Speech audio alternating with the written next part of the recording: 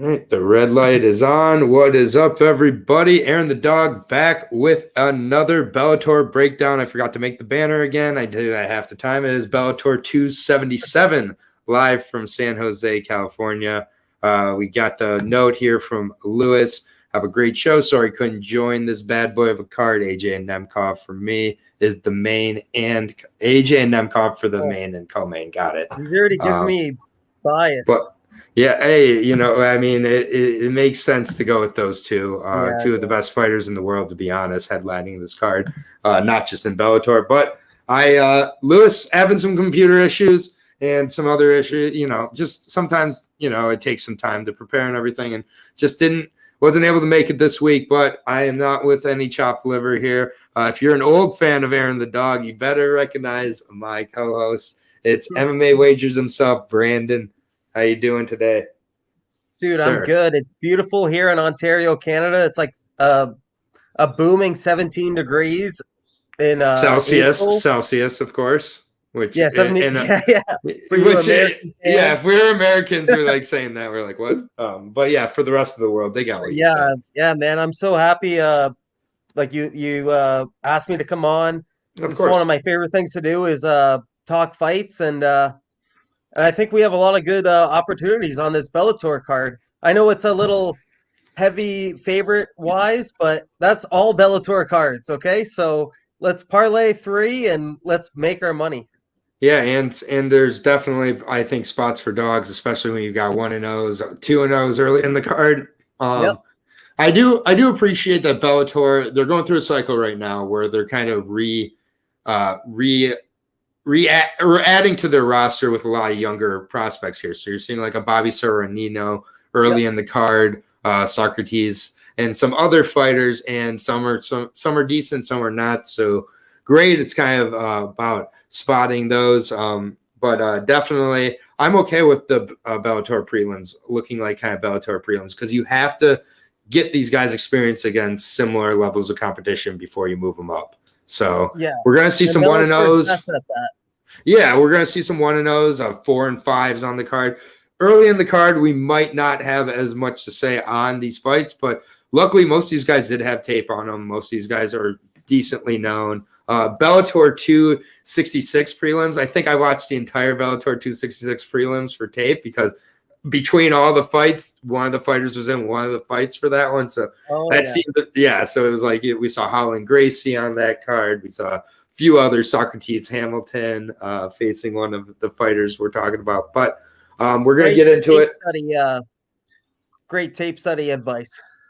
Yeah. I mean, it's unfortunately UFC and on Fight Pass with LFAs and Cage Warriors, they'll separate out the fights. With Bellator, often you come to a search and then it's the prelim, and you're like, okay, got to look up the prelim order and fast forward through it. It's just kind of how it goes. But it's gonna be a good card. We got 14 fights. It is on Friday. Good job, Bellator. Stay on Fridays. Stop doing the same. Unless you're doing a double headliner, which they're doing next weekend, Friday and Saturday. But Friday night, UFC. It's for it's free for the first responders. Right, which is cool, which is great. And there's no UFC. If there's no UFC, I'll take a Saturday. There's UFC next weekend. Is there one next weekend too? I thought we had. Yeah, man. Like they don't slow down. It's Lemos versus Andrade next weekend. Well, no wonder I forgot it. Yeah. I mean, okay. Fight. There's a card. Next week. Anyways, we have an LFA breakdown coming up tomorrow. Lucky Locks will be with me for that, and then a very special UFC breakdown show tomorrow night at 8 p.m. with MMA Ideas. If you're not following him on Instagram, he is breaking fight news all the time. Many himself. He's a huge supporter of the channel. Finally making his debut on YouTube with me on the breakdown show at 8 o'clock, headlined with Bilal Muhammad versus Vicente Luque, which I have already made my bet on the main event, and I do not understand the odds in a good way. So I'm gonna guess you bet Bilal Muhammad then. You can guess again on that one. To me, you can guess again on that one. Oh wow! Vicente Luque at -200 almost. I don't know. It just seems steep. But I got it at -140.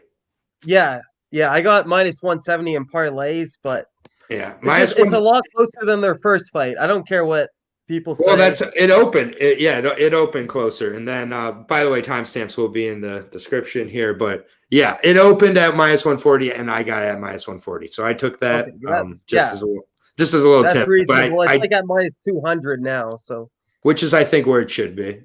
I yeah. think that's like I don't think it should be more than a minus 200. Fight But doesn't go the minus one. distance. Yeah, exactly. Minus 140, though, to me was too good to pass up. I really do like Luque. Huge fan of him in general. So I can't that's wait a little preview for that. But we're in San Jose for Bellator 277. We got 14 fights. There was the last second change on the card in the Yagashima Muradov fight. Yeah, I'll try to get that when I get to it. Carvalho has stepped in on that one. So Rafael Carvalho used to be a name. We'll talk about that one. But Tony Johnson out with another injury. Tony Johnson just kind of the story of his career. But we will start with we were talking about how the Bellator prelims are kind of resetting the roster. This is an example of that. We've got a debuting fighter in Theo Hague taking on the 1-2 Alan Benson. Theo Hague was able to find a little bit of tape on him, but yeah, we'll start with Benson here, nicknamed Beaston, out of Crispim, BJJ in Castro Valley, California, taking on the San Jose, California product here. Alan 1-2. He's mid-30s, so definitely being brought in here. I think being expected to lose, decently sized middleweight, but nothing too crazy here. He actually got a smaller reach than average. Got pretty beat up by Justin Berry, who was making his debut before getting knocked out by the crescent kick. Justin Berry is looking pretty good, so I'm not completely hating on that, but he has one split decision win over Fabian Gutierrez. It was with Bellator. Nothing too spectacular. He's pretty decently well-rounded, I guess you could describe it. Theo Hague, only 1-0 as an amateur, but definitely coming in as I think the more touted prospect here. It's not one I'm looking to commit too much to. I don't like to get too crazy on debuts here. Theo Hague most likely takes him down and submits him, but could look to use a stand-up and could knock him out. But Theo Hague is my pick. Not going to be touching this one too much, though. Not one I'd put as much tape into because there wasn't too much tape. So, yeah, Theo Hague would be my pick, though. Yeah, absolutely. We really don't know Theo Hague at this point. I don't even know how old he is. I know he's 6'2". He's only had one amateur fight. This will be his professional debut, while his opponent, Alan Benson, has already had 3 professional fights. He's actually 1-0 in Bellator. Mm-hmm. But that was back in 2019. He has had a couple losses to a very talented Justin Berry by his signature crescent kick. If you don't know Justin Berry, that's his trademark kick. He's a killer. It's if you haven't seen it, it's something to watch. And and they're both coming from good teams. Alan Benson is from Team Alpha Male, and Theo's from American Kickboxing Academy. And we got a couple guys from American Kickboxing Academy on this card.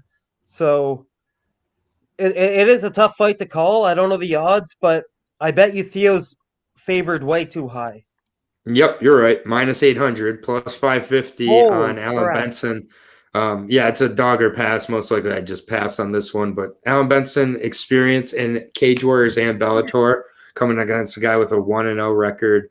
As an amateur, he is going to, come into this fight with 3 to 4 teammates, I think, on this card. But from AKA, it is fought in San Jose. So it's definitely going to have, the crowd on his side. But for a lower experienced fighter, that could turn into pressure very quickly. I have no idea what to expect. That's the thing.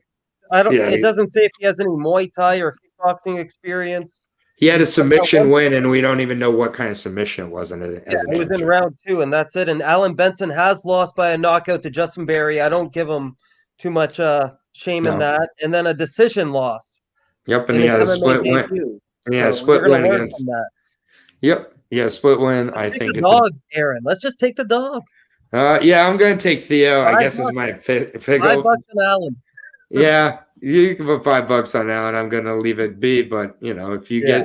cash that, enjoy that $50. I want to Because see the weigh-ins actually, because I have no idea about these guys. The weigh-ins tell you a lot. yeah, maybe he's like related to Tim Hague, and he just changed the spelling of it for some Oh reason. yeah. Well, Rest in peace, Tim Hague. Yeah.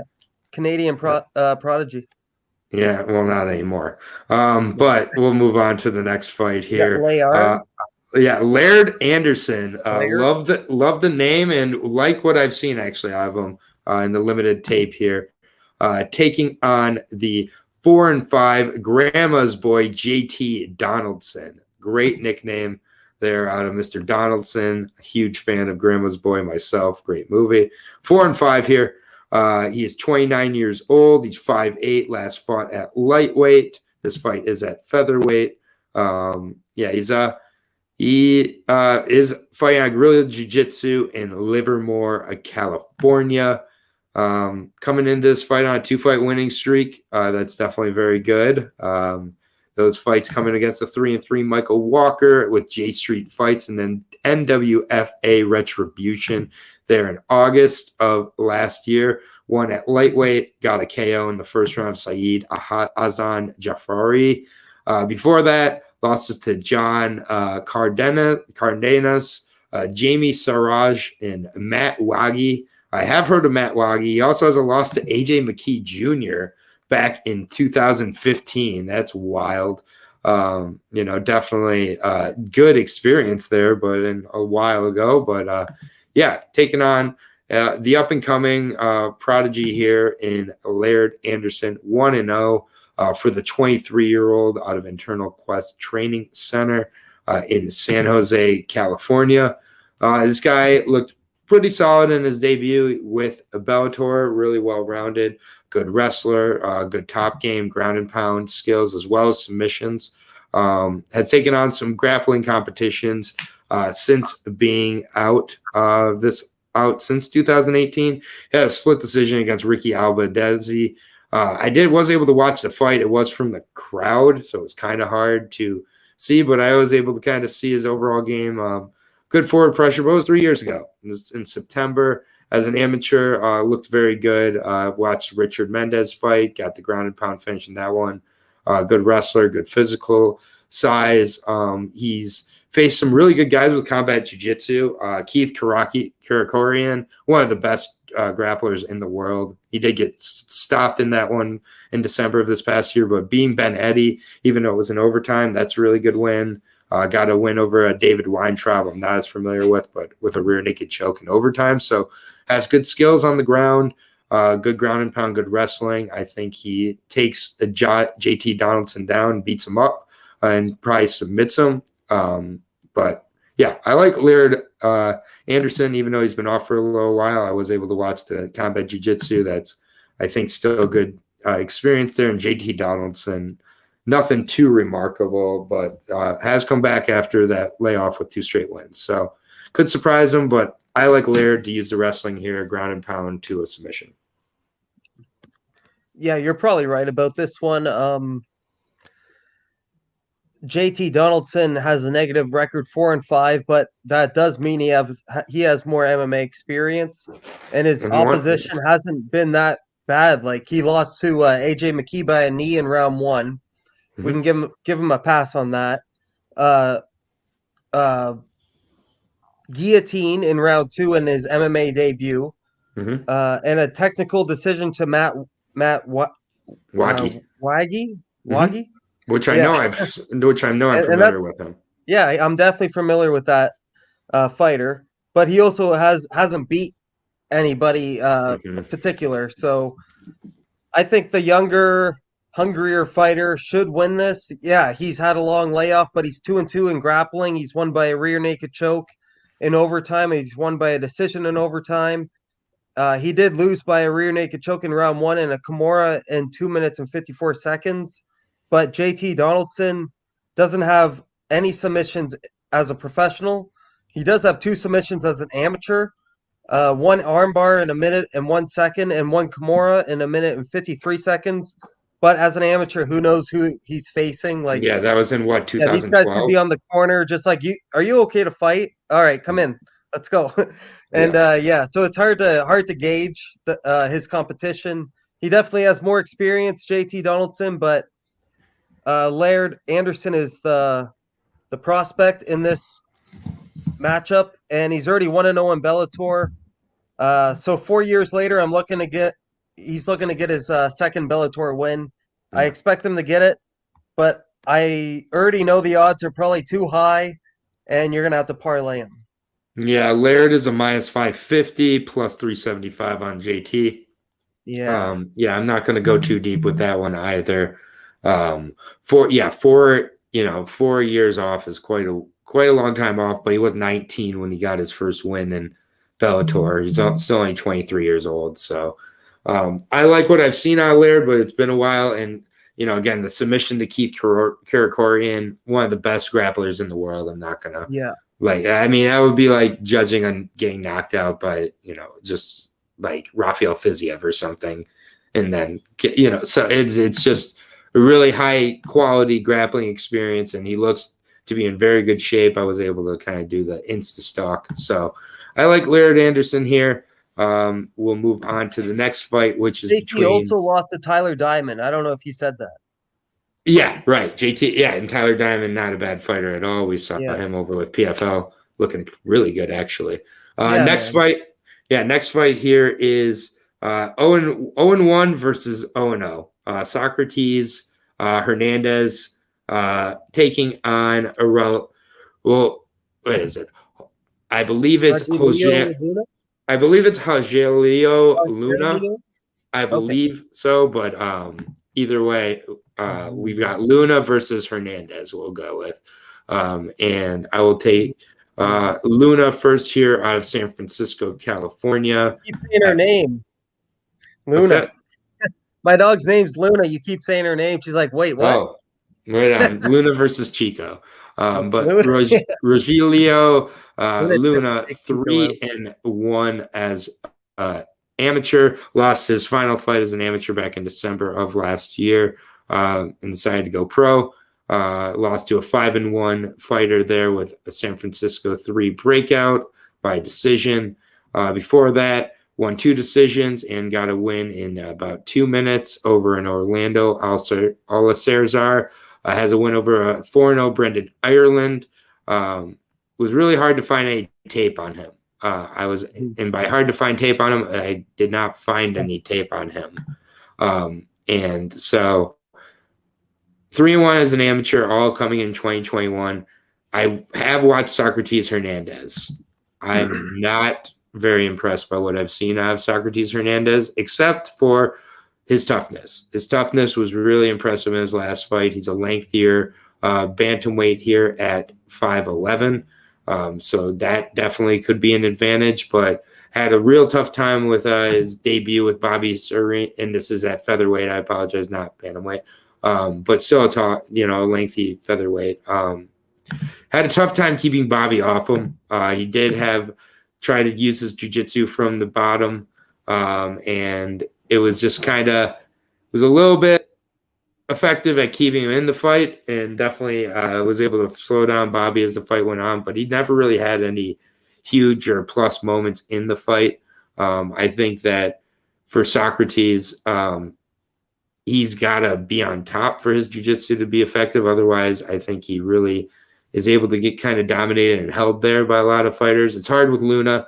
I'm not familiar with him because I haven't been able to see any tape. This is definitely one I kind of want to see how they look at weigh-ins, but just based on Socrates, I'm not super confident in him. His debut wasn't too impressive to me, and he went 2-2 as an amateur.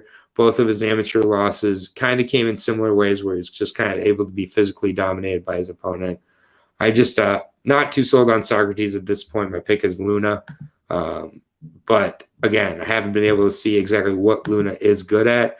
And I definitely would be interested to see the weigh-ins. Not betting this one too heavy, and odds are kind of close. So I think the Oh odds wow. makers are not too sure either, but I'm not sure if you were able to find any information on Luna to add to this, but mostly my read is going against Socrates Hernandez. Yeah, I didn't find much on Luna. He's only 3-1 as an amateur. He's training at a team Salguera. I've never heard of that team. Um, of he's of course from California. Bellator's in California for this card. So I think every single fighter is from California, or almost all of them. Yeah, they And did the Cage Warriors California move. yeah, pretty much. He does have a wrestling style, Rogelio Luna. I'm not sure like what level, if he's like an NCAA division wrestler or he just wrestled in high school. Mm-hmm. Who really Yeah, knows? He is a little older. He's gonna be shorter as well than Socrates. I like Socrates here just because he had the one Bellator fight already against a good opponent. I see Bobby Soriano, who we'll be talking about later, yep, going a long way in his I agree. career. I agree. And And it was at I, I bantamweight also. I know he lost a 10-8 round, maybe two 10-8 rounds, but he did win a round. It was Mm-hmm. 29-27, 29-26, 29-26. So Yep. he must have faded or something, but Bobby is definitely, he's on top of my list for prospects. And I think he bounces back. Socrates here. He's going to have the height, reach advantage. He has 5 fights compared to Luna's 4 amateur fights. I just the weigh-ins are going to tell us more than we know because I've never seen Luna in my life. I have no idea Right, what he looks exactly. like. That's a good So, point. Yeah, it's a but blind pick. I'm just leaning towards the more experienced, established Socrates. I can't really say established, but at least he's got that one Bellator fight against a Yeah, really good opponent. that's totally fair. And I like Sorinio as well, Bobby. Yeah. I do like, but yeah, Socrates coming in as the underdog plus 185 to the minus 225 of Luna. Definitely a What? steep price Wow. there. So we'll see how that, but there's already been money that's Well, come in on Socrates. So yeah, Socrates did open as a plus 500 against Bobby. So maybe the odds makers are like, well, he's already a plus 500. We're going to make him another big underdog. I don't know. yeah, a little crazy there. It is Socrates' featherweight debut. It'll be interesting to see how he transfers that weight class, moving up from the bantamweight division. But should be interesting fight regardless. Next fight. That's a good underdog potentially. Yeah, I agree. Next fight, this one could be very, very short, in my opinion. Edwin, or brutal, I won't say. I won't say short because Edwin De Los Santos, I really liked what I saw from his debut. Really methodical, smart, brutal kind of striker. The liver kick knockout. Yeah, liver kick knockout. And it wasn't like one of those where it was like the delayed reaction. It was purely the impact of that shin going as he was moving right into it. His opponent, yeah, his opponent not great, Jay Adams, but still an opponent with some decent experience. And I mean, Edwin just looked like a complete veteran in there. He looked like a kickboxing instructor essentially.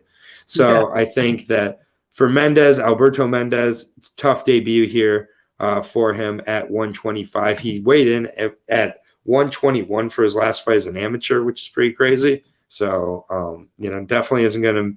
I'm not anticipating be a very large flyweight, 5'4", smaller for the division. Not that Dos Santos is a monster at all. He's known for his Muay Thai. So I think this one is staying on the feet. We've got 3 finishes in the amateur for Mendez. He had no contest in his debut. That was over in China with Zhong Lu CFF's one. It was a no contest in the second round against 1-0 opponent. So you know why?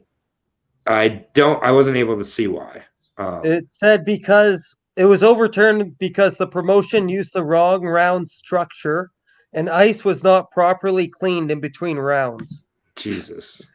Yeah, so that is something. Yeah, that's Asian MMA for you. Asian MMA for you. But yeah, he fought with Panda Cup. He's fought in this is going to be his American debut.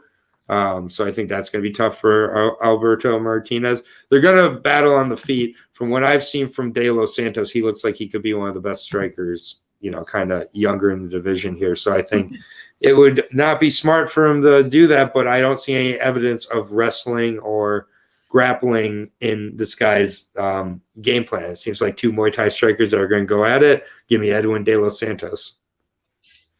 Yeah, he's already got his Bellator debut under his belt. I know it wasn't the best opponent, but Bellator is not going to give you like a really good opponent to start off. They love building guys up like this. And I think they're trying to build him up even more here to get his 2-0 Bellator record started against a very unknown opponent. Were you even able to find any tape on this guy? I found a Twitter video of one of his knockouts, the knee knockout. Okay. So he has a good Muay Thai clinch. He's got the Muay Thai style. Yep. He's training at a Lipe Academy. I'm just gonna check if I know anybody from there. Ringing the bell. That's another camp where I'm very unknown on. And his U.S. debut. That's the real thing for me too. Oh, and another U.S. debut. Yeah. And when he wins, he's got 2 knockouts under 1 minute and 21 seconds. He does have a knockout in round 3 as an amateur, but yeah, we just don't know the level of his opponents he's facing. Edwin, 28. We don't know Alberto's age, and Alberto is also a little shorter. Yep. Yeah, this is just I think it's just a perfect lineup for Edwin to get his second Bellator victory, and probably by knockout. Yeah, unless there's no ice in between rounds. Yeah, keep it clean. Edwin De Los Santos, a minus 300 favorite. I like that price for parlays.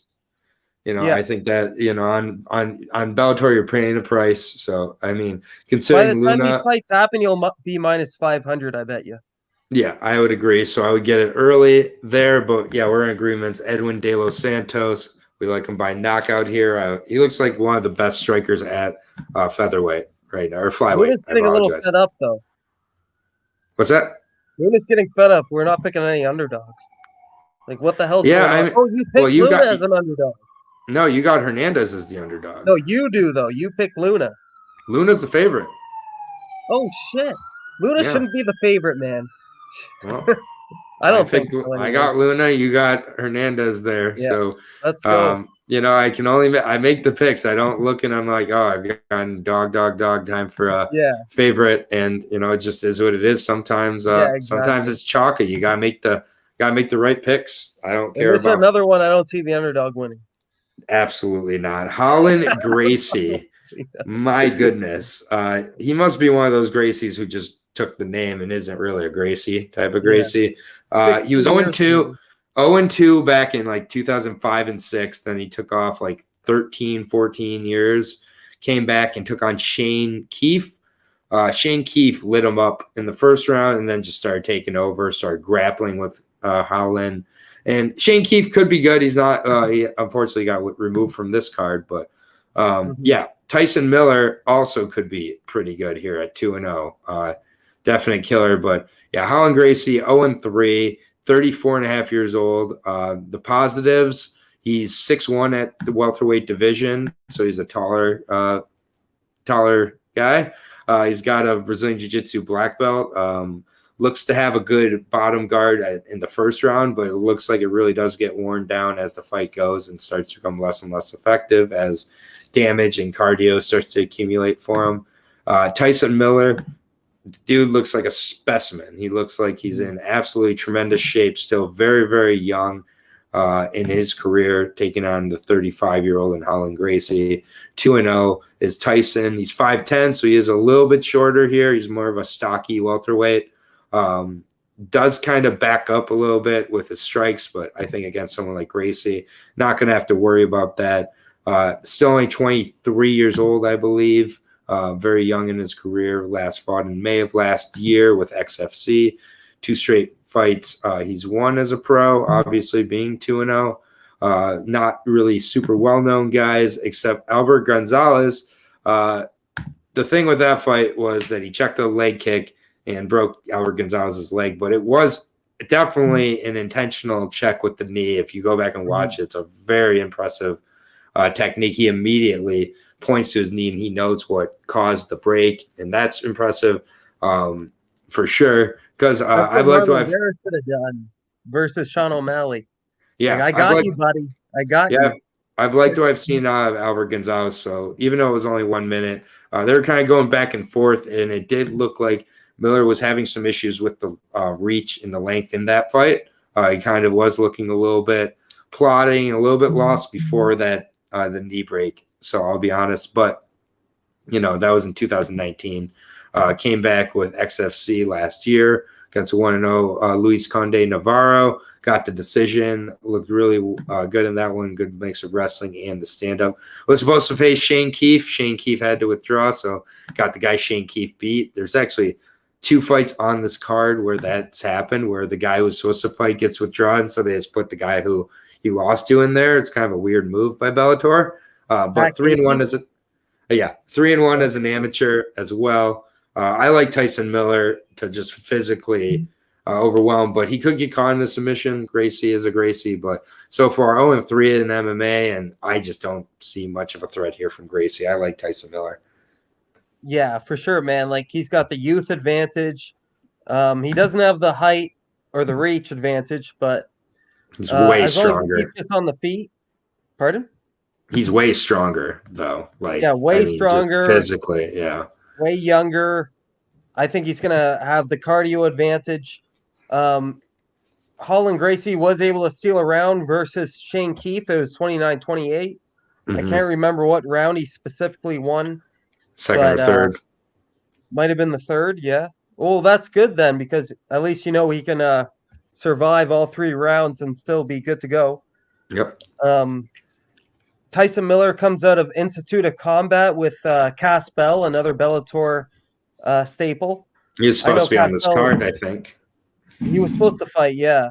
One opponent had like 4 different opponents fall out. Or one fighter had 4 different opponents fall out. Gaston Bolaños. Yeah, we'll be talking about. But so Tyson's got 4 amateur fights, 2 professional fights, so 6 fights in total. Holland's only got the 3 professional fights since 2006. Like, come on. 3 fights in 16 years? What's going on here? And 0 wins. What, every and 0 wins. And zero wins. Even as a grappler, he lost by a split decision. Yeah. He's putting a bad name on the Gracie family here. Yeah. And I expect him to get another loss. I don't mean to just degrade him, but I just think Tyson Miller's younger, hungrier. It's 2022. It's not 1993. And he's gonna just piece him up. Maybe get a finish, but probably another 29-28 decision. Tyson Miller.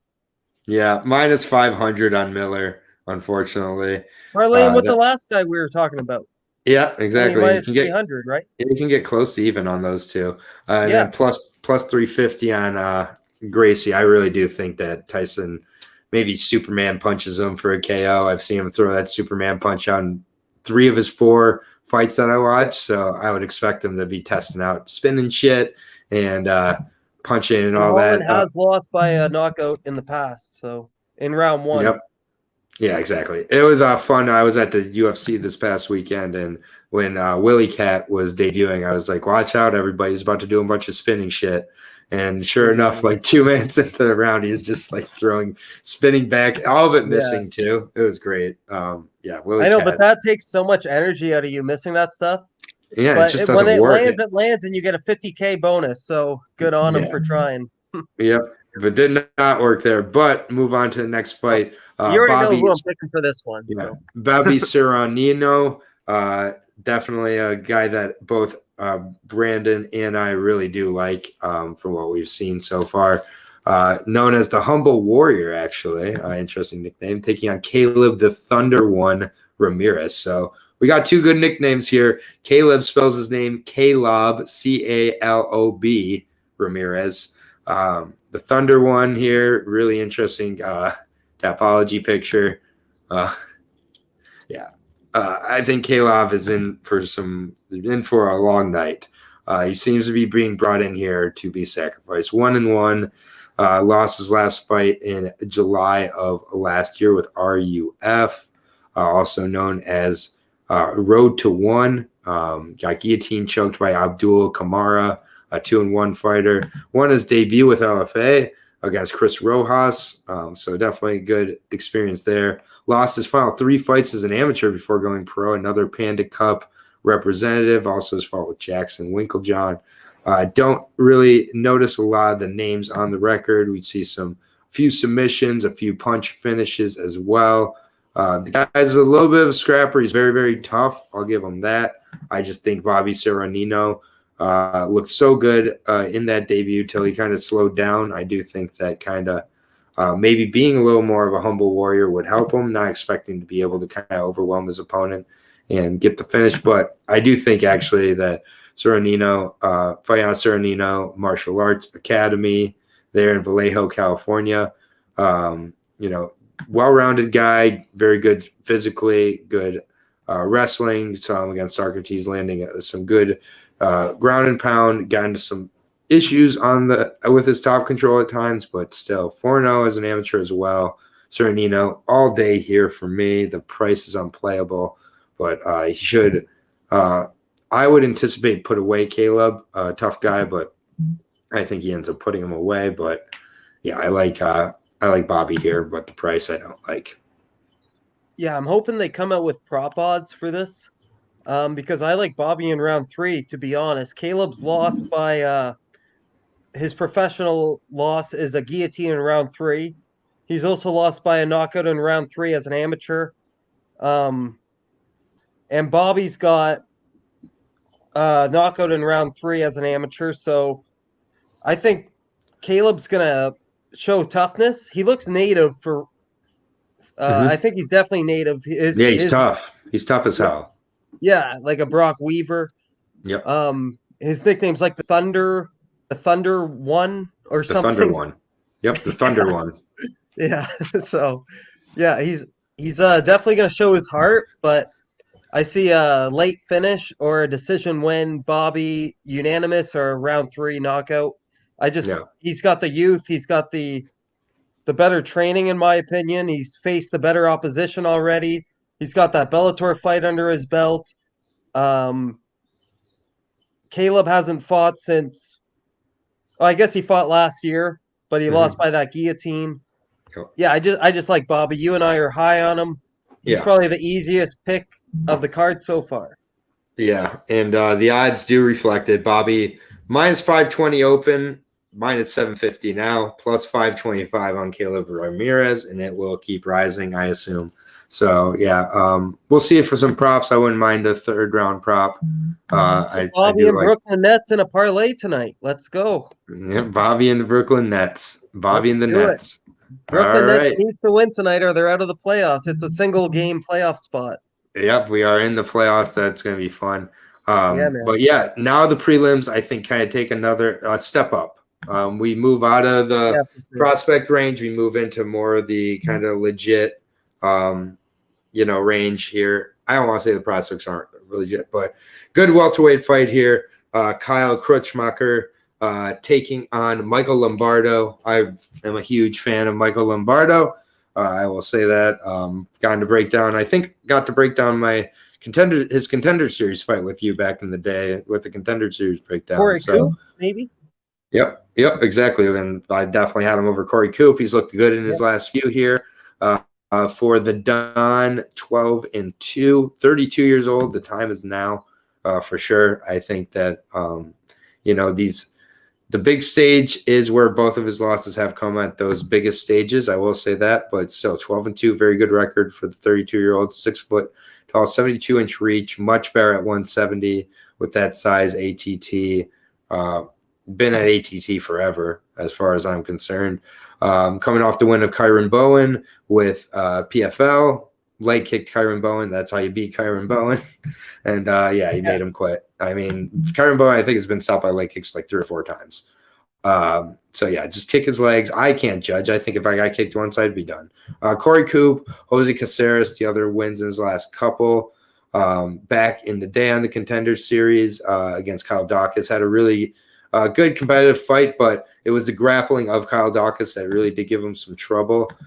Grappling has kind of controlled both of his losses, where he has not been able to control the grappling, control the pressure. That is where he's had trouble. Otherwise, he's a good finisher, good striker, good cage pressure as well, for the most part. The level of competition hasn't been fantastic, though. And that's kind of my issue. When he takes that step up, he struggles. When he faces guys like Kyron Bowen, he does well. Kyle Crutchmer is a good fighter. He's 8-1. He has that one loss to the zombie guy back in the day, Kachin or whatever, Lemonchov. And that was that was a learning experience for him. Learned how to really. Yeah, he could have wrestled more. Yeah, exactly. I just think that as a fight, if they ran it back, I would make Kyle a -500 favorite, and I think he'd take it all day. I would take him 9 out of 10 times. Yeah, and that was the 10th. So 5'9", he definitely has a wrestler's body. Coming off of 2 straight wins over Levon Chokili, just made him look like an amateur on the ground. He really controlled him. And then Oliver Enkamp, former UFC competitor, has some really good wins, good karate fighter, good stand-up fighter. I think I picked Oliver Enkamp there because I thought he was. Yeah, and I learned my lesson. Crutchmer a lot of cappers did, man. It wasn't just us. Yeah, Crutchmer has really advanced quickly here. I think it's going to be a very good fight, but I think that the way that you beat the Don is you pressure him and you put the grappling pressure on him. You get on top of him, and he has trouble from the bottom. I think that on the feet, Lombardo has a huge advantage, and that's where he needs to keep this. It's going to be a really close fight if it's on the feet. I think Crutchmer is going to be too much, and he's going to use that wrestling to control where this fight goes and when this fight's on the feet. If Crutchmer is experienced as much as I'm giving him credit for, I think that he's able to pass this test. So I like Crutchmer by decision to use the wrestling here, land some ground and pound, keep him there for at least 2 of the 3 rounds. But could get close. Lombardo on the feet makes this much closer if he can stuff those takedowns.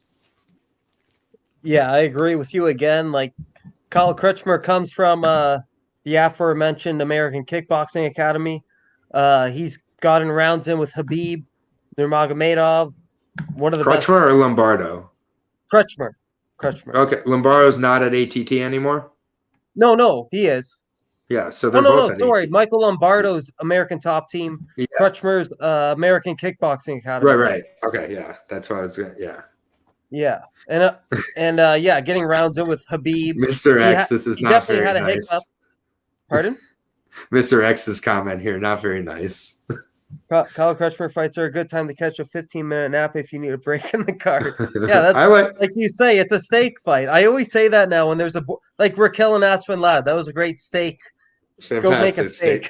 Yep, steak fights. Yeah. Hey, I like wrestling, so whatever. And he's very high level, man. Like Michael Lombardo, he's going to be bigger for sure. But Kyle Crutchmer, if he uses his technique, his cardio, his experience, he's got 2 gold medals in collegiate wrestling, NCAA D1 wrestling. Yeah, I think he learned a lot from that Cameron fight, Lachinov, who was in the Ultimate Fighter, if you guys remember. And Brian Battle beat him. Yeah, Brian Battle. Yeah, Brian Battle, indeed. But still, Kyle, I agree with you. He's got 198-30 folk style wrestling record. 198-30. That's insane, man. So yeah, he's got this. I think it's going to be another 30, 27, 29, 28 decision. As long as he sticks to the game plan, the blueprint that Javier Mendez sets out, and I think he's going to get it done. Yeah, I agree here. And, it's not bad odds here at all. I do think that there's going to be some people on Lombardo, and rightfully so. I really get it.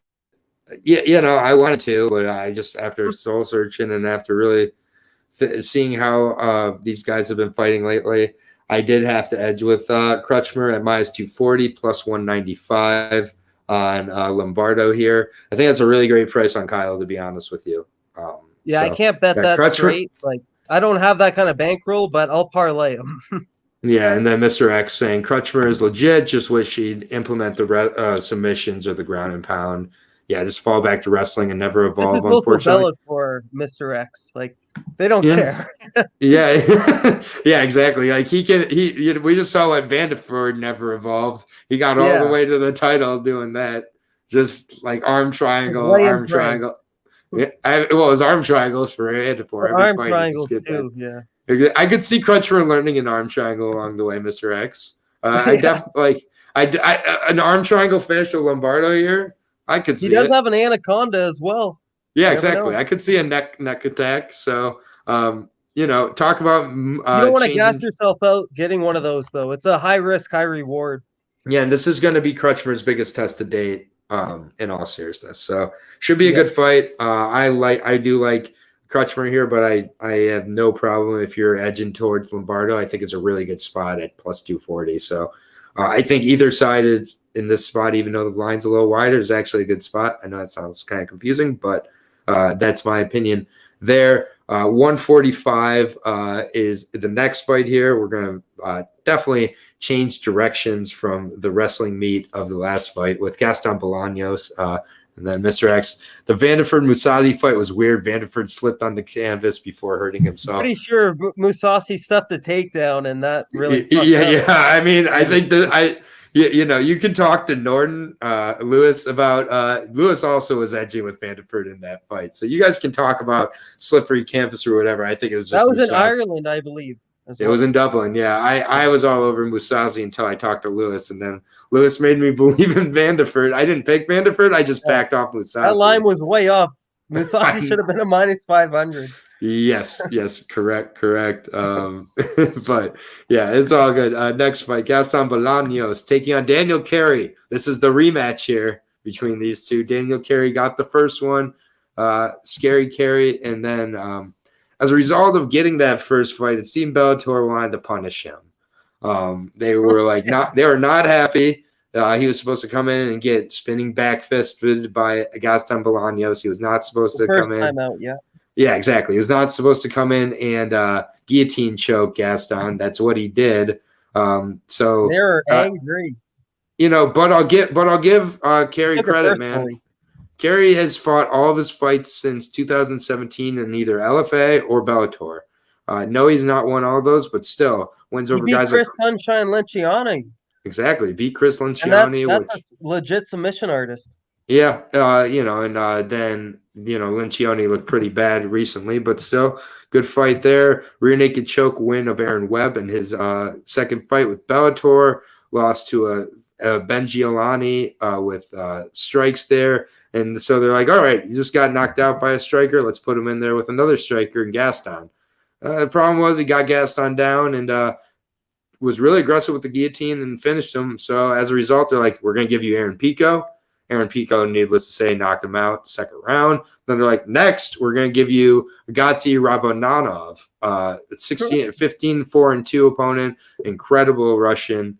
Got knocked out by him in the first round. So 2 knockouts. He took a kickboxing. 2 Ghost Realm knockouts. Yeah, took a kickboxing fight, got a split decision there with Javon Wright. Took a boxing fight, got a knockout. So Carey has had a weird little run here, and now he's back against Gaston Bolaños again. And he's got another fight scheduled after this. I hate seeing that on fighters. Yeah, and sometimes that's just not updated, with Tapology. I think this is, though, because he came in super short notice. So he's going to... So, I mean, we'll see if he's able to. Gaston Bolaños, though, 5-3, 2 straight losses for the kickboxing standout here out of CSA Combat Sport Academy. It's definitely not how I think that Gaston had written it up. The guillotine choke then had a split decision against Sol Hatley Jr. That is troubling to me. He'll learn from that fight, though, Aaron. Yeah, he'll learn. That's what we hope. Or let's cross our fingers. Yes. I mean, that's what we hope here. At the end of the day, I mean, I really do like Gaston in his striking and everything like that. But there's just something magical about Daniel Carey. I think he's going to be my first dog on the card I'm taking. He already has a Wow. win over Gaston. And I think you know what you need to do against Gaston here. You need to make it a mixed martial arts fight.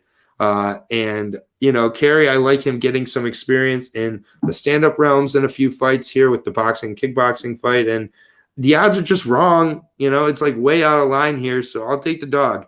Give me Dan Carey to shock the world again. Another submission for Dan Carey. Well, the first time they fought, he was minus 1,100. What is he this time around? Well, right now it's minus or plus 500 I was seeing on Daniel Carey, but now I'm seeing anywhere from a minus 300 for Gaston to a minus 325 or plus 250 on Daniel Carey. Okay, so that's like the third of a favorite he was the first time around. Yep. Against a guy on at a least you're getting a better number. Yep. And he's coming in super short notice, and he hasn't been training MMA. He's been training kickboxing and boxing, it looks like. But at the same time, yeah, he always has that submission up his sleeve. So if they give prop bets, I'm going to parlay Gaston, but I'll hedge. Yeah, Moy. I'm going to hedge with Daniel Carey inside the distance. Okay. Because I think that's totally the only fair. way he gets it done. Yeah, Moy's audio saying Chalk City. So far, I've had Chalk taking a shot here on Carey. I don't love a loss of Solo Hatley Jr. by split decision or not. That's concerning to me. And I just think he's going to learn so much from that split decision loss to Solo Hatley. And Solo Hatley has like over 10 professional fights. And Gaston has been like flipping back from kickboxing, MMA, Muay Thai. Like, I think he's finally going to get his groove on here. Like, this is his 9th MMA fight, all in Bellator. He's already faced Daniel Carey. He knows what to expect. He's been training for this. Daniel Carey's coming in like on 6 days' notice. It's a tall task for Carey to get this done again. If he does, then that's his kryptonite. That will be Gaston's kryptonite is Daniel Carey. And then they're going to put him against Aaron Pico again if he wins again. And then Gotzi again. For whatever reason, Tapology wants to make this a minus 800 to plus 500. I'm not finding that line anywhere. But if you can find Dan Carey for plus 500, you take that. Just saying. He has fought at he has fought at lightweight in his most recent fight, so it will be a pretty tough weight cut for him. Definitely to be note there. We got two more 700 the first time around, and he cashed out. Yeah, I know. I wish I would have thought to cash that. I definitely didn't. But we got two more fights on the prelims here. Next fight is at middleweight. Dovold-san is making his debut at middleweight. Dovold-san Yagashimiradov. It's just so hard to wait to say all those syllables, but known for Dovold-san. After like the third syllable, you start to stutter. Like, wait. Yeah, you just want to rush. Last name. Yeah, but Dovold-san taking on Rafael Carvalho here, former middleweight Bellator middleweight champion way back in the day. Before he's lost 5 of 6 though. Three title defenses. Yeah, he was a multiple-time defense. But he's seen some better days over his last 6. I'll definitely say that. I agree with you there. 35 years old now. Father time, it does seem to be catching up. But 6'3", 78-inch reach. He's going to have a massive height and reach advantage here, even against the guy coming down in weight here. 35 years old. He's lost 3 straight, 5 of 6, as I said. Last fought in May of last year. He has remained with Bellator. It was a very competitive split decision against Lorenz Larkin. Lost to Alex Polizzi. No shame there. Vadim Nemkov. I mean, Lyoto Machida. Gegard Mousasi. I mean, these are very, very high level of opponents. His last 3 wins have been over pure strikers. Melvin Manhoef, which, fine. I mean, he got the finish, and it did come in the 4th round of their fight, which is pretty amazing. Alessio Sakara got the elbow finish in the 1st round of their fight. And then Chidi Ninjakwani got a decision win there. That's aged very nicely. Yeah, definitely has shown that he can mix it up with kind of the larger grapplers, the more powerful grapplers. That is what Dovaldson is. I don't know how Dovaldson will look making the weight first and foremost. He's never fought at 185. He's always been an undersized light heavyweight, but I think that's definitely a significant issue to consider here. 32 years old, Sambo style fighter here. I had a competitive fight with Carl Albertson last time out. Definitely didn't look like he didn't belong in there at all. Just looked outsized. Corey Anderson, same type of issues. Had his moments in there, but just looked like a middleweight fighting at 205. So I'm excited to see him at his proper weight. The change in opponent here is definitely interesting last second here. I'm not sure what kind of condition Carvalho shows up to this fight in. But he's been fighting competitive against very high level of opponents. This one's tough. We just don't know what Dovaldson. I just don't know. I'll say for myself, I don't know what Dovaldson really is so far from what I've seen. Carl Albertson was a much more competitive fight. He had moments against Corey Anderson. He's losing 20 more pounds now, going down to 185. He has plenty of weight to lose, though, but I just am curious how he transitions down. I might really regret this. I'm going to go with Carvalho here. I think he's going to pull out a kind of a gritty, wily kind of decision where he just does enough to mix it up, take 2 or 3 rounds. I think it could be competitive. He's going to be a longer, taller opponent here at 185, and he's still a middleweight champion. I can't back Dovaldson. I'm curious to see. Let's see, have the odds become available? Okay, there are odds available. I don't hate the spot here. So I'll wait to say the odds till you give your thoughts. But I'm going to go with Carvalho. He's going to pull out something wily here. Either a submission or he's going to just take it. It is tough to pick, man. Like Rafael Carvalho is a vet in Bellator. He's 7-5 in Bellator, but that's to like the best of the best. Right. He was a former champion. He's coming in super short notice though, like 6 days short notice. Yep. Yaksha Meredov is coming in with a full camp. 0-2 in Bellator. He's going to be very hungry to get that first Bellator win. And I don't blame him for going 0-2. Like, he had a stellar performance against Carl. Even though he lost, it was a 29-28. Yep. He tends to gas out. That's the thing. After Carl's 10 really minutes, good. he's completely gassed. So Rafael Carvalho could really capitalize on him gassing. But I just think he's going to be more prepared. Losing to Corey Anderson and Carl Albrechtsen, who beat the champion that we'll be talking about a little later on in Vadim Nemkov. Carl Albrechtsen beat him as well. So beat Yuri Prochaska. Beat Yuri back in the day. I mean, Carl's beat everybody. Yeah, I know, it's crazy, man. That's Swedish. I think he's sweet. He trains with Hamzat probably. He's probably got some rounds in with Hamzat.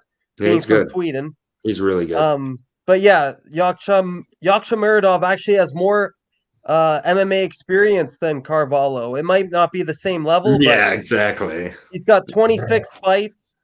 Carvalho has 22. I just think Yaksha Meredov's going to get his first Bellator win. He also is fighting out of Ukraine, and we all know the situation there. He's got more to fight for. His manager is Ali Abdelaziz. He's in good hands. If anybody saw that Carl Albrechtsen fight, that was maybe fight of the year for Bellator. It was on the same time as the UFC, so a lot of people missed it. But if you're watching simultaneously, you're like, I don't know which one to watch. Like, both were so good. And I just think he's going to learn a lot. He's going to be a lot bigger. Well, probably about the same size as Rafael compared to Yaksha Meredov, giving up size to Corey Anderson and Carl.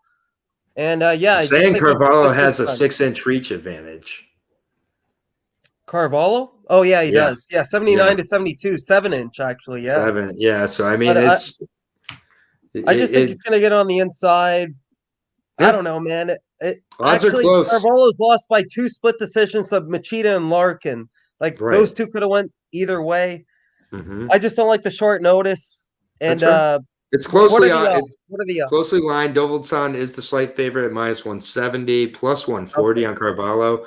I'm okay with taking the shot on Carvalho here at plus 140. Yeah, I just think he's going to edge this one out, but I see this one being very close and should What be a about good if he goes fight. 0-3 in Bellator? Will they cut him? Do you think? I would think they give him one more shot based on the three he lost to. Because of the opposition, yeah. I mean, Carvalho facing a 3-time Bellator champion on short notice is pretty rough. And Anderson might be the champion after the end of the night. Right, so. exactly. And then Albertson might be the champion by next year. So much, it might be just facing a bunch of champs. But next fight is the featured prelim. It is the heavyweight fight here. And this one I don't think is going to be too interesting, if I'm being honest. Tyrell Fortune taking on Rakeem Cleveland here, the boogeyman. I've watched a lot of Rakeem Cleveland in my day. He's just run into random cards. I've gotten to see him on a lot of different cards. Good striker. He can mix it up at times for sure, but definitely likes to mostly strike, get the space. I had a really good head kick knockout a few fights ago. That was fun to see. 22-14 record for the 32-year-old, 6'3", 77-inch reach. Last fought last year with Bellator. Steve Mowry, who was originally supposed to face Tyrell Fortune here, and Steve Mowry withdrew, so they put the guy that Steve Mowry beat in as a replacement. That's the second fight on this card where Bellator was like, who did the guy beat? Let's put him in, I guess. Yeah. So Rakeem Cleveland getting his second go around with Bellator, got taken down and submitted by Steve Mowry. I'm not going to super hold that against Rakeem Cleveland, I'll be honest. That's what Big Steve does. The Kimura finished there, got arm barred by Vinny Magalhaes back with PFL. Victor Nemkov beat him, Vadim's brother. Had the head kick of Kelvin Fitalio, who was a 15-9-2 fighter at the time, against Scott Ho. Before he got the knockout, he was taken down a few times in that fight with some lateral drops. Scott Ho came in that fight at 43 years old and 7-10. Definitely not things I want to see out of a guy who's getting ready to go against Tyrell Fortune. Fortune is going to shoot and is going to look to take him down and beat him up on the ground. That's what Tyrell Fortune does. When he has success with that, he looks good. When he doesn't, he gets knocked out or gets beat himself. Tyrell Fortune's going to get Rakeem down to the ground whenever he wants, I think, and just kind of beat him up, ground and pound control. Like there's not much more here. If Rakeem can keep it on the feet, he definitely can move around and possibly finish him, because Tyrell does not like getting pressured on the feet and can get beat up. Tim Johnson, but I just don't see that kind of pressure and power working for Rakeem Cleveland here. I think Rakeem gets taken down at will. Yeah, for sure, man. Like Rakeem's coming in short notice as well. I don't know who his manager is, but like he's just putting Rakeem he's just putting Rakeem up for losses at this point. He's Bellator. He's Bellator's Maurice Green. Yeah, pretty much. Like that's not good. Alexei Oleinik would have his way with this guy. Oh, definitely. It would scarf hold him all day. Yeah. Jared fucking Vandera. Oh my God. And Tyrell, I don't know if you said, but he has a twin brother, Tyree Fortune, who also competes in Bellator. Tyrell's the better brother. Tyrell is the better shittier brother. Yeah. Tyree is horrible. Fortune light. Yes. And every single fight Tyrell Fortune has been in Bellator. He's another Bellator prospect. He's only lost to Tim Johnson by knockout in 2 minutes and 35 seconds. He lost that split decision to Linton Vassell, which I actually cashed on, I believe. I just thought Linton might be able to get it done, and he did. I don't know who you had in that, but I've actually cashed on both Tyrell's losses. Oh, nice. There you go. Yeah. There you go. Yeah. But he's an athlete, man. He's only learning. He's only 31. For heavyweight, he's still a baby. He's going to go so far in this sport. We'll end up seeing him retire at 30 wins and 5 losses, I think. And Rakeem is just on he's just on the end of getting knocked out here, unfortunately. And I'm going to go a round 2 prop bet. Hopefully it comes out, because let me list you off Rakeem's losses. He lost by 8 submissions, 2 rear naked chokes to Maxime Grishin in round 2. and the other rear naked choke was in round 2. He lost by 2 arm bars. Derek Lewis in round 2. He lost by a guillotine to Mike Rhodes in round. Mike Rhodes at 185 middle round. at middle. Well, he did used to fight at 185 before. Yeah, that's insane, man. He's just gonna get muscled around here. And you never want to lose majority of his to wins or a majority of his losses are in round 2s. And Tyrell, I think he's got a lot of round 2 finishes. 4 out of 11 out of his finishes are round 2, so 36%. So yeah, let's take that prop bet. Hopefully the odds come out. Yeah, Mike Biggie Rhodes, one of the worst UFC prospect. One of the worst UFC signings ever, I think. He won like 0-2 and they cut him, I think. 0-2 or 0-3 and just like I was so excited when he got signed. It was like at the height of Rufus Sport. I was just like, oh man, this Mike Biggie Rhodes guy. Can't wait to see what he's got. And he beat Rakeem Cleveland. That's he beat that big striker. But I mean, Cleveland is a plus 800, minus 1,200. That's why you got to get the prop bets going, guys. Get the prop bets in. Yeah. And it should happen. It's on the main card, right? Or no? No, it's not featured prelim. Main card starts with this next fight at heavyweight. This is a very good highlight. Cleveland should get rolled over. I take back everything I said about Jared last week. Yeah, we talked about Jared Vandera, and a few of us took him actually. And talk about something that ages like milk. But it's the pick game. Tim Johnson taking on Linton Vassell here. I really like this fight. I'm one of the few people who likes Linton Vassell, I feel like, at heavyweight, but I've enjoyed what I've seen so far. I think he puts on good competitive fights, and Tim Johnson was the favorite against Fedor in Russia. And I cashed that shit. All day I was on Fedor there. Who wins, Jared Vandera or Jared Cannonier? Jared Cannonier. Even at 185. He can win at 185 and he beat Jared Vandera at 265. There are so few fighters I've taken against Jared Vandera. Oh my god! Like he's 1-4 in the UFC now, and he grappled with Alexei Oleinik. I was so happy because I picked Alexei round 1 submission. I'm like, yes, I'm so happy. Oh my god! I picked Jared Vandera on this show last week. That's not aging too well. No, it's aging so horribly. When he took him down, I looked at the people I was with. I was like, "This fight's over," and they're like, "For the guy on top," I was like, "No."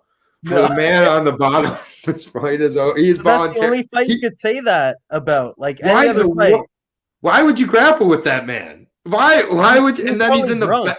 And then he's in the back, like asking him. He's like, "So how'd you do that?" It's like you didn't know he was gonna do that. You're a black. He came in short notice as well. I don't know why you're so jealous. I'm so jealous at everybody who cast the Oleinik sub. I'm an idiot. That's why I didn't catch After the weigh-ins, too, Oleinik looked like a beast, man. You see the way he slapped his knees? I don't know. When you slap your knees like that, he's all in. 244 Oleinik is gold. Yeah. When he's into 230s, I'm like, oh, shit, he's not serious. Like, the 244 is gold. And he used to be a private investigator and a lawyer. He's a really smart guy. Yeah, my dog's gotta friggin' go outside. Do you want to tee this fight up? Yeah, I'll tee it up. Yeah, well done, Dark Sheep. 3-0 on your bets. Good job. I was on Vince Pichel, so well done on the Madsen fight as well. So props to you, man. Thanks for joining us. But Tim Johnson, Lynn Vassell here, starting the main card. Very good fight here for the heavyweight division. Lynn Vassell, 22-8 now. The Swarm. He's really transitioned very well up to heavyweight. I think that he was a massive, massive light heavyweight, and now he's not making those huge weight cuts, weighing in at that sweet spot, the 240 range, 6'4", 82-inch reach. 38 years old, so still has playing time at heavyweight. Training out of Sanford Hard Knocks at 365. Great camp for him. Coming off that split win against Tyrell Fortune. Very good win there. The ground and pound wins of Sergey Karatanov. Karatanov by no means done, we've seen. And then Hani Marks. Hani Marks, yeah. I mean, it is what it is. Losses coming at 205 to Ryan Bader, Phil Davis, and Moldavsky, 3 of the best in that division. He did get head kicked by Phil Davis. That's a little bit of a concern. But, I think for the most part, moving up has really benefited him. He's a very good grappler. He's very physical as well. And, good takedown defense, decent stand-up. Going against Tim Johnson here. Tim Johnson, formerly Timothy Johnson, has had a very interesting kind of career here. 15-8, 37 years old. He's a younger guy. He's going to have a reach disadvantage of about 4 inches here, but he's going to look to crash. And he fights like a brawler, uses his wrestling at times, good hooks as well. He's coming off 2 straight losses. Got knocked out clean by Fedor in Russia a couple minutes into that fight. Definitely was a high-pressure spot for him. Volkanovski, really respect that was for the vacant interim title fight. Went 5 rounds with Volkanovski and really gave Volkanovski a lot to handle in that fight. It was very, very close and everything like that. And, thank you, Dark Sheep. Vince's mustache is just very convincing. He's also 14-2 at the time. And I just thought he was going to wear him down. And then Tisha, I had Tisha winning that fight by decision. So just saying. And I did also have Tisha. Honestly, in you faded Arce. Oh man. Yeah. Armchair. I had a week like that too. But Tim Johnson, he's, had a very competitive fight with Czech Congo, but he did get on the right end of that, used his wrestling at times. Has better gas than a lot of people give him credit for. Finished Title Fortune inside of 1 round, as well as Matt Mitrione. I think that he could come forward and clip Linton, but I honestly think that Linton is looking better and better with his fights at heavyweight here. I really like his reach in this fight to be able to keep kind of Timothy at a range that Linton wants this fight. I think Linton can possibly even get a takedown or get it to a grappling advantage in the later rounds, as well as Timothy, as he starts to kind of gain some advantages here. I like Linton Vassell here. I think, the odds I'm expecting to be close on this one, but I just like Linton to edge this one out. I think that he's just a little bit plus skilled in the grappling range and on the feet. I think he's able to keep this fight in a range that's safe for him. Timothy's going to have to be pressuring and, kind of making this a brawl. And if he does that, he's got a real chance. But I'm going to edge towards Linton. Yeah. I just want to say this off the bat. Do not go heavy on this fight, no matter what. Because Linton has been knocked out 4 times. Tim Johnson has been knocked out 4 times. They're both 38 and 37. Just don't put them in parlays. I would not recommend that. And Linton Vassell, training out of Sanford MMA, one of the best camps around right now. He's only getting better. That was a huge feather in his cap, beating Tyrell Fortune. He also beat Hani Mark, Sergey Korotanov, and Sergey just won in Eagle FC, so that's aging well. Valentin Moldovsky only lost by a round. He did lose a 10-8 round, but that's the champion. Or no, Ryan Bader beat Valentin, but he's like the ex-champion. Right. And Phil Davis, he lost by a knockout in round 3. It's Phil Davis. And and I think that had a lot to do with the weight cut for Linton. Wearing down. Yeah, he should have never been at light heavyweight. Yeah, massive. That was just a mistake to begin with. And Tim Johnson lost by knockout to Czech Congo, minute and 8 seconds in. He lost by a knockout to Nemkov as well, minute 45 in. He rebounded with that Tyrell Fortune knockout, which he was a plus 540 underdog. Like, holy shit! Cash that. I wish, man. Good on you. Yep. And Valentin, he actually had a rematch with him. He ended up losing, but it was like a tough, drag-it-out fight. Yeah. Fedor, he ended up getting knocked out. This fight really could go either way. I don't know the odds, but I really think Linton's the more athletic. He's the more better trained fighter coming from Sanford. Tim Johnson trains with Extreme Couture, so Eric Nixick and the boys. That's another really great camp. It's really tough to call, man. I'm going to lean Linton as well. I just like what I've seen from him. I think this was actually a fight that they changed up. I think Tim was supposed to fight Tyrell on this card. It was supposed to be a rematch. And then all of a sudden, Linton came in. So, I'm going to lean Linton, but I don't want to go heavy on this fight at all. Yeah, you don't really have to. The odds are very close. Lynn's the slight favorite, minus 135, plus 115 on Tim Johnson. I think that's just about spot on. And you can do it And as a fight shot to single. the distance is worth looking into as well. Yeah, but I mean, at the same point, both these guys have shown they can grind out decisions of 3 or 5 Yeah. rounds. So it's a tough one. My suggestion is trust your read and bet a single on the guy you like, but don't go heavy on it. Pop some popcorn while this fight's going. Yeah, I'm gonna bet Linton though. That's just me. Yeah, I like the odds. Yeah, I like the odds too. We're third from the top now, last of the non-title fights here. Aaron Pico makes his return here. Unfortunately, it has a short notice replacement opponent, but at least we still get to see Aaron Pico, so I'll take it. Taking on a guy who I really like from what I've seen in Adley Edwards. Really good wrestler. Great story. Sunshine is the nickname for Adley. Really good attitude. Has worked his way to this for sure. The 32-year-old making his Bellator debut finally at 9-1. He's earned this the hard way, man. He's been calling for a bigger shot for quite a while here, and has earned a decent record here. Definitely uses his wrestling. We talked about the wrestler earlier. Who didn't use the submissions and the ground pounding, Kyle Crutchmer. Kind of the same type of situation for Adley Edwards for a lot of his career. But he did improve that against Josh Harvey in his last fight with XMMA 4. XMMA is killing it, by the way. I love that promotion. Probably going to start doing breakdowns for them soon. But Adley came in there against an 8-1-1 opponent in Josh Harvey, took it to the ground, got that head and arm choke, and finished the fight. So before that, I know the dogs are starting to play, but it is what it is. But yeah, Adley, he is a guy who likes to use his wrestling. That isn't super comfortable with the striking. He's going against a wrestling phenom in Aaron Pico. He's not going to be taking down Aaron Pico. And Aaron Pico doesn't just have wrestling that he now uses in his fights, which has made him seriously one of the best prospects in the world now that he finally uses the wrestling with the striking. But his striking is just going to be too much for Adley here. It's all the way around. Aaron Pico's not getting taken down. Aaron Pico will be able to take down Adley. He'll probably knock him out.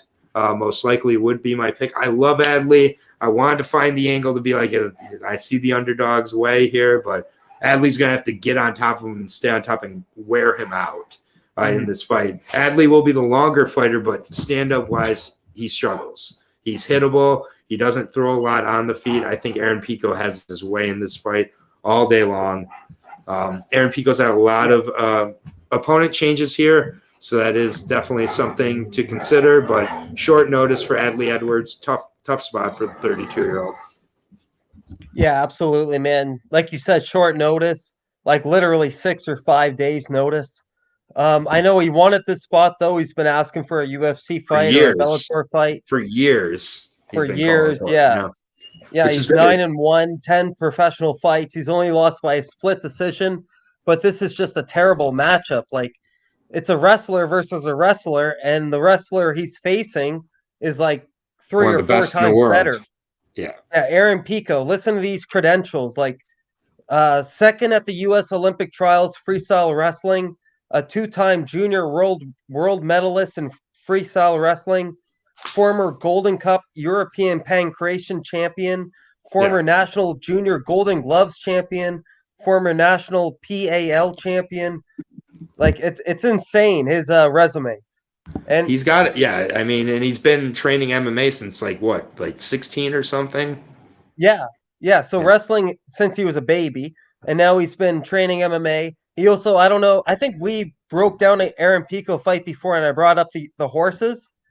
I think he's the horse whisperer, man. Like, I think those horses give him some extra power or something. And he's also a dad now. He's a recent dad, so that father power, I believe in it.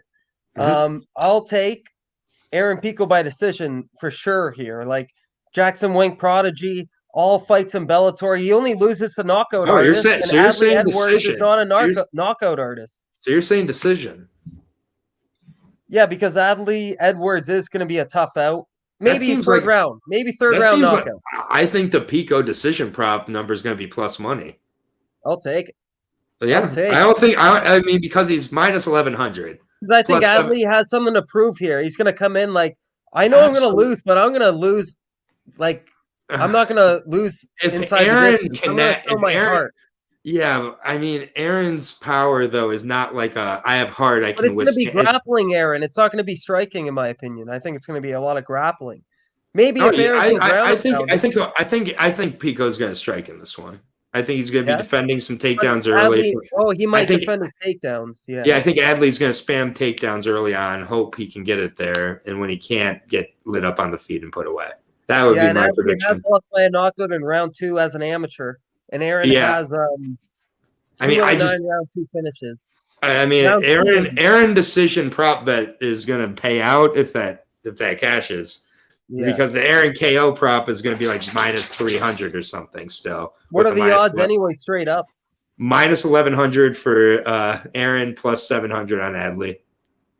I'm honestly going to put Aaron in a couple parlays probably. I think I probably will too. I mean, this is or the over. If it's over 1.5, I'll take the over 1.5. Yeah, that might be the better route there, but that's the last before the 2 title fights. We're to the tournament championship here for the 205 division. We've talked about him quite a bit tonight. Vadim Nemkov taking on not AJ. He's not taking on AJ McKee. Still taking on Corey Anderson here. 25-7, the nightmare, whatever he calls himself at this point. Winner of the 205 tournament. He's earned his way to this title shot for sure. Overtime has 32 and a half years old here, taking on the 29-year-old old school Russian product here in Vadim Nemkov. Corey Anderson, I'll break down first. Former UFC fighter, 16-5 now, 3 straight wins for him. Last one coming over Ryan Bader, knocked him out in 51 seconds. Looked great in that fight. Put away Dov Oldsan with the ground and pound in round 3. Put away Melvin Manhoef before that. So, it is what it is. He did what he needed to. 3 straight. 43-year-old Melvin Manhoef. Yep. Hey, Manhoef's still getting wins occasionally and stopping robbers. Romero apparently. Yeah, I know. It's insane. His last 4 wins all coming by knockout. Kind of has dispelled a lot of the rumors or a lot of the myths that he was a decision fighter. Does have some chin issues at times. Has been knocked out by guys like Jan Blachowicz and others, so no real shame there. But Vadim Nemkov, he's an animal, man. He's on an absolute roll here. With Corey Anderson, I think we kind of know what he's going to do. He's going to use which minus 1,000 is going to kill parlays this week. Tyrell Fortune I could see pulling a stunt. Dark Sheep saying, I got Anderson. I don't trust these Russians. But yeah, Vadim Nemkov, I think. A lot of favorites just come through, man. Like, don't overthink it. A lot of favorites just win. And Vadim Nemkov, I think, is a Russian you can trust. I've really liked what I've seen out of him. He had the one moment against Julius Anglikis where he had got dropped in the first round. Recovered beautifully from that. That was literally the only moment Julius Anglikis had the whole fight. The rest of the time, Nemkov leg kicks, mixing it up with the takedowns. The boxing was crisp. Our boy Julius Anglikis. Yeah, I picked Julius in that one. Always will. Oh, you must have been on the edge of your seat when he friggin' stumbled. Oh, when he went, on Bambi legs. Yeah, he landed the hardest shot he could, and honestly, Vadim really recovered so quickly. It was Don't tell me you picked Julius against Phil Davis, though. Don't tell me. Yeah, I won't talk about it. Okay. But Vadim Nemkov here, who has 2 wins over Phil Davis, the last one being much more impressive. Finished Ryan Bader in the second round. He's just been really cruising. Carvalho came up to 205 for a minute. He said that's a mistake and let him know that. Put away McGeary with the leg kicks. I mean, Vadim Nemkov is just so good everywhere, keeps such a good pace. He's well-rounded, good wrestling defense and everything like that. I think he's going to put it on Corey Anderson in this fight. I really, really do. I think Vadim Nemkov is one of the best 205ers in the world. And on Friday night, he shows it against Corey Anderson. He's going to crack him, and he's going to put him away by TKO. I like Vadim Nemkov, 3rd round TKO. There's levels to this, and Corey Anderson. That's what Corey Anderson says.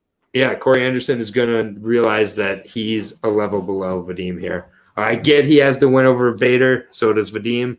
And Johnny Walker, Aaron, come on. Yeah, I'm joking. but That's his on name's age as well, eh? That and then Johnny Kelly, Walker win. his name is actually Lan Prey Davis. That's correct. And I still Remember need to when- watch a couple more fights. I want to check out Phil Davis's wrestling pace in both fights. And then Did you not see the Phil Davis versus Gustafsson where he submitted him round 3? No, it's not all lay and pray. And he got a head kick on Carvalho. And then Mr. X also on Vadim's side. What are your thoughts on this fight, Brandon? All right, man. All right. All I have to say is Ali Abdelaziz is Corey Anderson's manager, so he's going to win. No, I'm joking. But Ali Abdelaziz does know what he's doing. He's a great manager. But yeah, if Vadim, you don't need a manager when you're in a tournament. You don't need a man. Like, it's not like he's in a tournament. He earned his way here. It's not like the manager is like, you're gonna fight this guy. He's also training with Mark Henry, one of the best in the business. That's his head trainer. Yeah, and Vadim has a kill. And real quick here, and then I'll let you get to yours. But Vadim just has to sprawl ball. Vadim has an incredible sprawl. Like, it is so quick. He's fought Phil Davis twice, who's just Ryan as Bader as a wrestler as Corey Anderson, in my opinion. Agreed. Yeah, I really like Vadim. I like Vadim a lot. Very even, man. I can't even tell you who's a better wrestler between Corey and Phil. And if Corey loses this fight, that's what they should do, is Corey versus Phil Davis. But anyways, I think, if Vadim's already had his way with wrestlers in the past, he's already faced his blueprint, and he's succeeded. This is the Grand Prix, right? Whoever wins this wins it. Wins the $1 million, I believe. Yep. And just real quick, I gotta go drop off a dog outside. So just kind of talk about this for a second. I'll be back in like 2 minutes. Sorry. Okay. Be right back. And Vadim's just a slight bit younger, 29. Corey's 32. They're both in their prime. This is going to be a great fight, guys. 15-2 for Vadim, 17 professional fights in total. Corey Anderson, 16-5, 21 professional fights total. Corey Anderson has lost. This is one thing you can't trust about Corey Anderson, is chin. He's lost by 4 knockouts. One of those was to John Vellante in round 3. He lost to Jimmy Manua in round 1. He lost to OSP by head kick in round 3. And then he lost to Jan Blachowicz in round 1. So, Vadim's got 10 knockouts to his name. He can easily find the chin on Corey. I'm not going to lie. It can happen for sure. Vadim's momentum is sky high. Like, he's the champion. This will be his 3rd title defense. He's 7-0 in Bellator. He's going to make it 8-0 in my opinion. But it's so hard to just write off Corey Anderson. He's the real deal, guys. There's no doubt about it. Corey Anderson knows what he's doing. He could string it together takedowns, but I just think he's going to tire out. And like Aaron said, probably a 3rd round TKO, 4th round TKO, or a decision for Vadim Nemkov. I just think he's going to be too much. But I'm not writing Corey Anderson completely off. What do we got? Oh, God, Corey Anderson versus Phil Davis would be fucking painful. I just think it might be a stand-up fight, probably. The wrestling will negate itself, and it'll be, probably a sloppy kickboxing fight. I'd say Nemkov's striking advantage is bigger than Corey's wrestling advantage. Yeah, for sure. Because Nemkov can probably stuff the takedowns, and if he does get taken down, he's probably going to get up. And on the feet, it's Nemkov all day. But I said the same thing with Taysha and Mackenzie Dern, and look what happened. I thought Taysha Torres won that fight, guys, to be honest. And then sometimes people are a shell of themselves. John Vellante is 800 passes shell of himself. Shells of himself. Yeah, he's definitely hit up the Italian restaurants a few too many times, a lot of carbs. And Bellator can't catch a break. They were going hard with the Russians and Fedor, and now all of those future business prospects are gone, and most likely a negative association. Yeah, as long as you're winning. Bellator, all they care about is if you get the W. That's why Corey Anderson joined Bellator. He doesn't have to care about promoting himself, talking shit. Corey Anderson goes in there, sticks to his game plan, does what he does, and usually he's on the right side of Hey, and no victory. blasphemy about Fedor, Mr. X. Fedor came off of knockout in Russia. They're just fine in the Fedor business right now. And he was quick as fuck. He looks great. Fuck, he looks man. great, oh my dude. God. He looks so good, and he's back on his supplements. And honestly, if it was a 1-round fight between Fedor and Francis Ngannou, it would be close, man. But after 5 minutes, it's all Francis Ngannou. oh my God, I would. Yeah, go ahead. I was just saying, I'm not going to write Corey Anderson off, but I like your diagnosis on the matchup with Vadim winning in maybe round 3 or round 4. I told the audience Corey Anderson has been knocked out 4 times. A couple of them have been in round 3. So, Corey Anderson he definitely could get caught. Yeah, I agree. And minus 170 on Vadim, I love that price. Plus 145, plus 130 on Corey Anderson. I'm seeing a lot of Corey Anderson believers out there. Only by decision, in my opinion. That's the only way he can win. Yeah, I mean, a lot of people seem to be believing in the Corey Anderson power now, too, with the 4 straight finishes and his 4 wins. But against, who can we face, though? Like Melvin Manhoff, Johnny Walker, Yaksha I can't say his name. Yaksha Paradov or whatever. Davidson. Yeah, it should be. I put that into perspective. I think it's a great fight. I think it's the 2 best 205ers Bellator has right now. You can't say that, Kelly. Early in the first 2 minutes, it's anybody's fight, but after 2 minutes, I'll give it to Ngannou. I think I'm taking Ngannou all minutes of that fight. To be honest, after 2 minutes. I mean, even before. Yes. Before I do think that the first punch Ngannou landed, I think would. But did you see the speed on Fedor? All he needs is one combination. He's stoic as fuck. He'll just go in there. I think if Francis Ngannou and Fedor fought, Francis Ngannou would be minus 500 favorite. I would take him in round 1 still. Hedge it. I would not. I would not. I would not. The thoughts of Brandon on Fedor are Brandon's and Brandon's only. I just want to make that clear.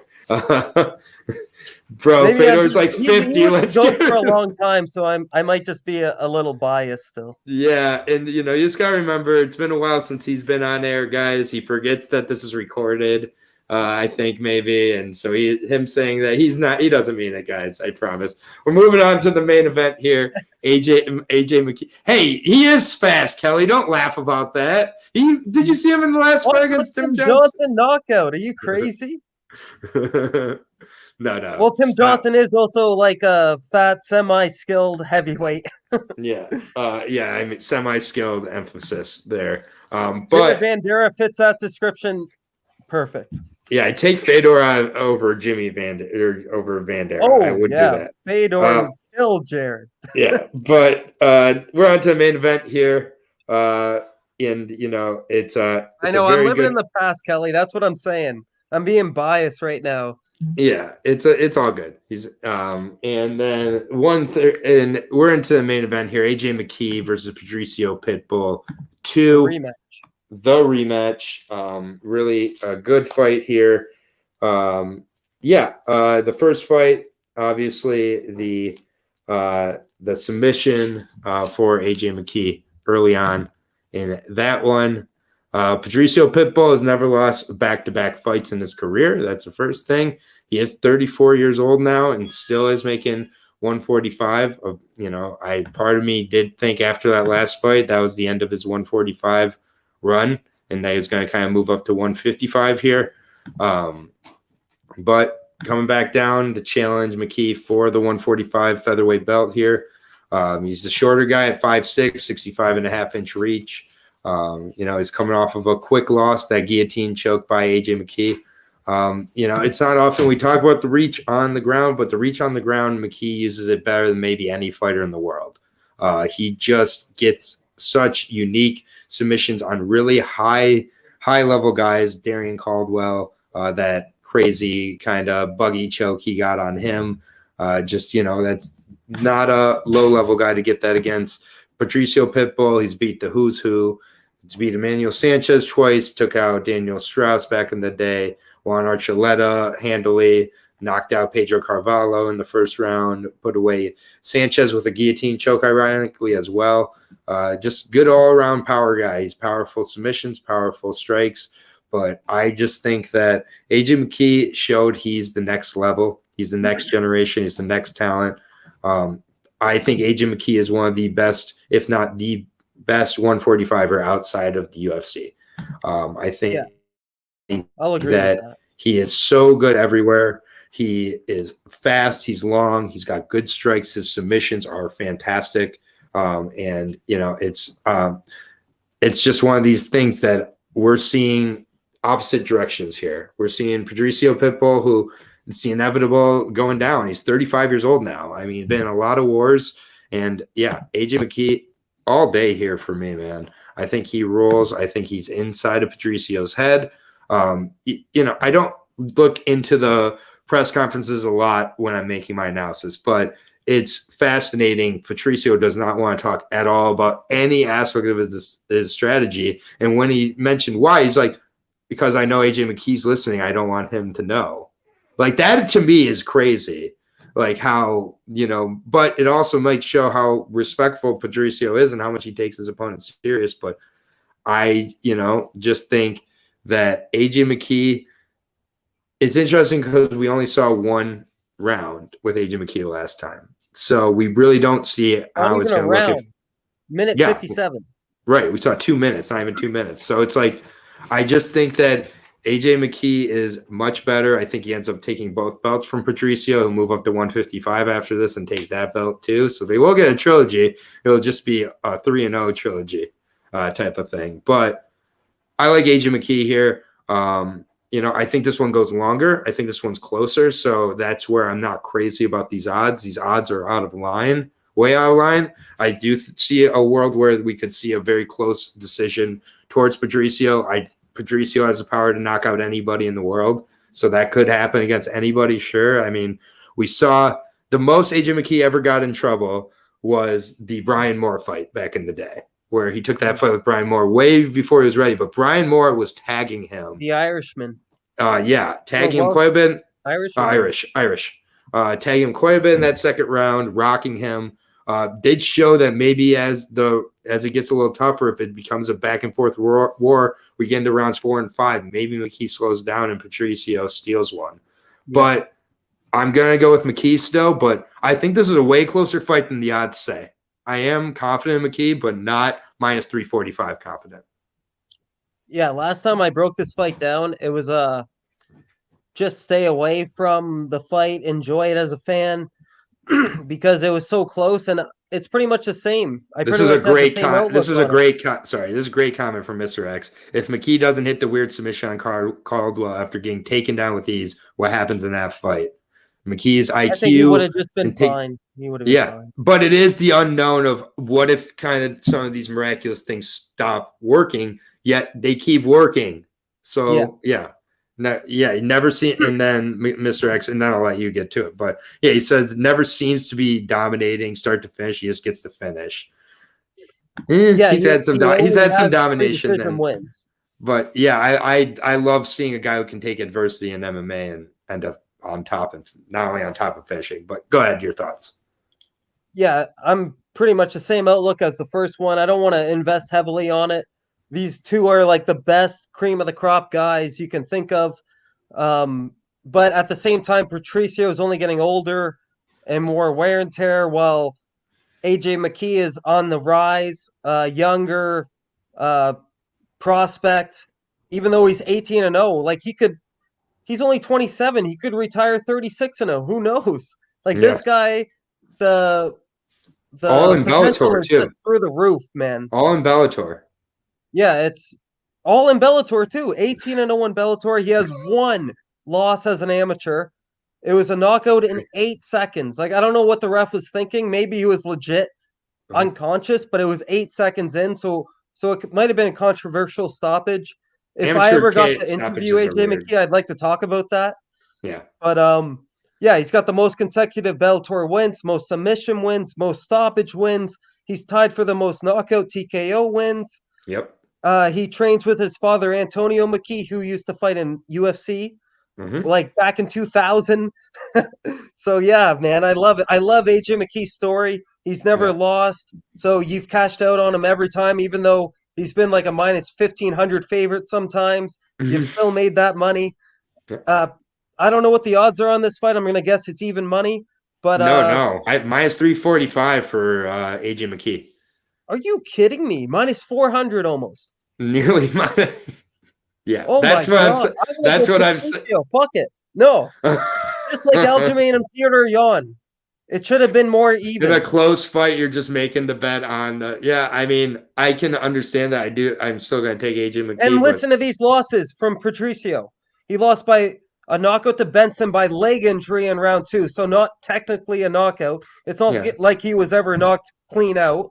right. He lost by a guillotine to McKee in a minute 57 at a championship bout. Mm-hmm. And then he lost by 3 decisions, 2 split to Joe Warren for a tournament championship, 1 to Pat Curran for a championship, and then he lost by 1 unanimous decision to Daniel Strauss for a championship. Like, Yeah, listen to those losses. right. All of What them happened? are champions. Yeah, I mean, I do think the odds are off here. It is going to keep me from overly investing in AJ here. I'm going to take AJ. I can understand a shot on Patricio by people at plus 250. I think that those odds are pretty crazy, and Patricio has been written off overnight. What happened to him against AJ McKee is the first time that's happened to him.